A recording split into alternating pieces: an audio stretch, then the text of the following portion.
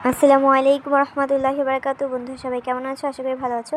আজকে আমি নিজের ইউনিক একটা রেসিপি নিয়ে চলে আসলাম। অবশ্যই ফুল ভিডিওটা দেখবা। ভিডিওটা ভালো লাগলে লাইক কমেন্ট করে দিবা। তো রেসিপিটা হচ্ছে আলু দিয়ে ডিমের ঝোল। তো শুরু করা যাক। বিসমিল্লাহ।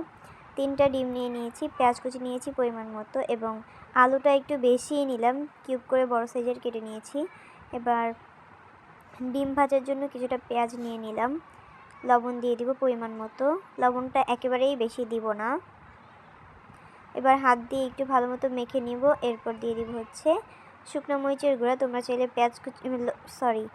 মরিচ কুচি দিতে পারো। আমি শুকনো মরিচের গুঁড়াটা দিয়ে দিলাম। এরপর একের পর এক 3টা ডিম দিয়ে দিলাম। ডিমটা তোমাদের পরিমাণ অনুযায়ী ভালো মতো ফেটিয়ে নিলাম। এবার চুলায় একটা কড়াই বসিয়ে নিব। কড়াইটা গরম হয়ে আসলে দিয়ে দিব তেল। তেলটা গরম হয়ে আসলেই আমরা এখন দিয়ে দিব ডিমটা। ভালো মতো ছড়িয়ে দিলাম। এবার ঢাকনা দিয়ে ঢেকে দিব যেন ভালো মতো ফুলে যায় এবং ডিমটা ভালো মতো ভাজা হয়। ডিমটা ঢেকে ঢেকে ভাজলে অনেক সুন্দর হয়, দেখতেও সুন্দর লাগে, খেতেও মজা লাগে। তো আমার ডিম ভাজা শেষ। এবার আমি মেইন রেসিপিতে চলে গেলাম। তেল দিয়ে দিব গরম হয়ে আসলে কড়াইটা। এরপরে দিয়ে দেবো জিরা। জিরা দিয়ে পেঁয়াজটা দিয়ে দিব। পেঁয়াজ কুচি দেওয়ার পর যখন পেঁয়াজ কুচিটা ভাজা ভাজা হবে দিয়ে দিব পানি। পানি দিয়ে আদা এবং রসুন বাটা দিয়ে দিব পরিমাণ মতো, বেশি না কমও না। দিয়ে দিব শুকনো মরিচের গুঁড়া, হলুদের গুঁড়া দিয়ে ভালো মতো একটু নাড়াচাড়া করে নিব। এখন একটু ঢেকে দিব। তেজপাতা দিয়ে দিলাম। তেজপাতা দিয়ে আরেকটু নাড়াচাড়া করব। এখন আলু দিয়ে দিলাম।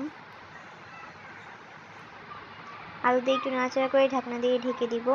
আলুটাকে সিদ্ধ করে নিতে হবে আমাদের। তো এবার আমি আলুটাকে একটু ভাঙা ভাঙা করে দিব, মানে আধা ভাঙা করে দিব। সবগুলা ভাঙবো না, কয়েকটা ভাঙবো, যেহেতু আলুর ঝোল যেন আলুটার জন্য একটু ঘনত্ব তৈরি হয়, এর জন্য আর কি আলুটাকে ভেঙে দিলাম। এবার পানি দিয়ে ঢাকনা দিয়ে ঢেকে দিব।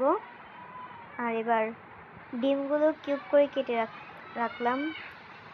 মরিচ দিয়ে দিব 3-4টার মতো পরিমাণ মতো, আমি আস্তেই দিয়েছি। কিউব করে কেটে রাখা ডিমগুলো দিয়ে দিলাম। দিয়ে ভালো মতো একটু নাড়াচাড়া করে নিব।